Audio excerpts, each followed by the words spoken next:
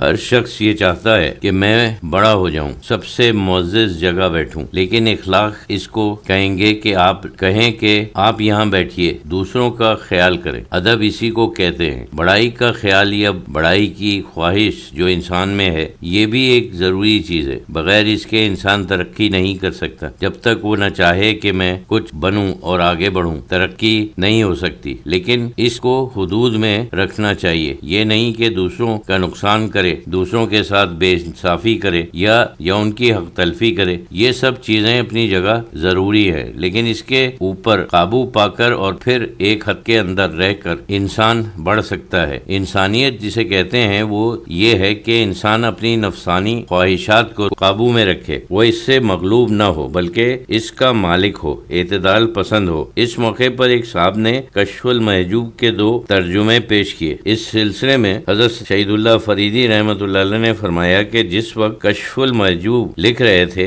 میرا خیال ہے کہ غالباً اسی وقت امام غزالی رحمۃ اللہ علیہ بھی اپنی کتابیں لکھ رہے تھے۔ امام غزالی رحمۃ اللہ علیہ ان کے ہم عصر ہیں، کافی چھوٹے ہیں، اندازاً داتا صاحب ان سے 30-40 سال بڑے ہیں۔ امام غزالی رحمۃ اللہ علیہ نے بہت چھوٹی عمر میں کام کرنا شروع کیا۔ ان کی عمر چھوٹی ہوئی، صرف 56 سال کی عمر میں وفات پائی۔ انہوں نے ساری کتابیں چھوٹی عمر میں لکھی۔ داتا صاحب رحمۃ اللہ علیہ نے اپنی آخری عمر میں کشف المحجوب لکھی۔ معلوم ہوتا ہے کہ یہ دونوں تقریباً ایک ہی وقت میں لکھی گئی ہیں۔ اللہ ہی ہے جو ان سب بزرگوں کے فیوز کو قائم رکھتا ہے، خود کوئی نہیں کر سکتا۔ وہ خود کہتے ہیں کہ میں ناجنسوں کے ساتھ یہاں یعنی لاہور میں پھنسا ہوا ہوں۔ ایک بزرگ کے متعلق وہ لکھتے ہیں کہ میرے پاس ان کے متعلق بہت مواد ہے، لیکن میری کتابیں سب غزنی میں رہ گئیں اور میں ناجنسوں کے ساتھ یہاں لاہور میں پھنسا ہوا ہوں۔ ایک آدمی ایک کتاب لکھتا ہے، وہ بھی اپنے گھر سے دور، اور وہ کتاب آج تک مشہور ہے۔ اس کی اتنی اشاعتیں ہو چکی ہیں، ترجمے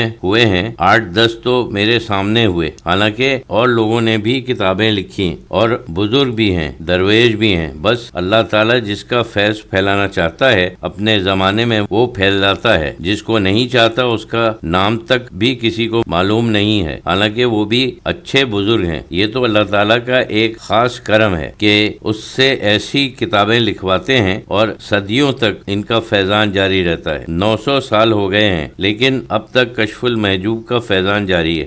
اتوار 26 نومبر 1972 عیسوی واقع حج کی ادائیگی کے لیے پاکستان سے زیادہ افراد کے جانے کا ذکر ہو رہا تھا۔ اس سلسلے میں حجاز میں گرانی کا تذکرہ ہوا۔ ایک صاحب نے کہا کہ اکثر لوگ جاتے وقت عدن میں ہی خریداری شروع کر دیتے ہیں۔ حضرت صاحب رحمۃ اللہ نے فرمایا کہ یہ خریداری کا معاملہ تو ٹھیک نہیں ہے۔ لوگ شکایت کرتے ہیں کہ فورن ایکسچینج زر مبادلہ کم دیا گیا ہے۔ انسان کم خرچ کرے تو آسانی سے گزر اوقات کر سکتا ہے۔ ایک صاحب نے کہا کہ ایک پاکستانی نے ایک مکان سال بھر کے لیے کرائے پر لے لیا، زائد کرائے پر حاجیوں کو دیا۔ معلم لوگ بھی ایسا ہی کرتے ہیں، جس کی وجہ سے کرایہ بہت زیادہ ہو جاتا ہے۔ حضرت صاحب رحمۃ اللہ علیہ نے فرمایا کہ تجارت کرنے کی اجازت تو ہے، لیکن بعض جگہ میں نے لکھا ہوا دیکھا ہے کہ حرم میں کرایہ لینا بھی منع ہے۔ میقات شریف یعنی جہاں سے احرام باندھ کر داخل ہونا ہوتا ہے، وہاں آپ جانور وغیرہ بھی نہیں مار سکتے، نہ ذبح کر سکتے ہیں، یعنی بعض قسم کی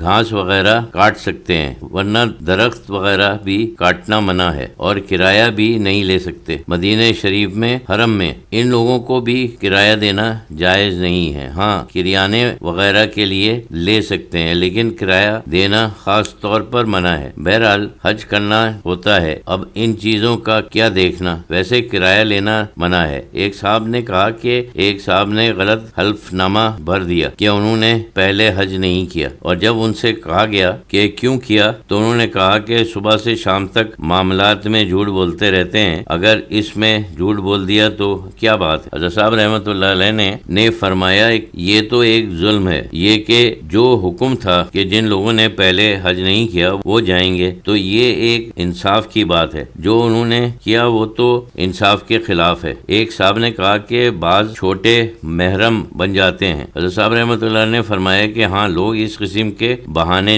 نکالتے ہیں، ایول جینیس ہوتے ہیں، جب ان کے اوپر فرض تو ہے نہیں، صرف اس طرح کے ہیلے نکالنا ٹھیک نہیں۔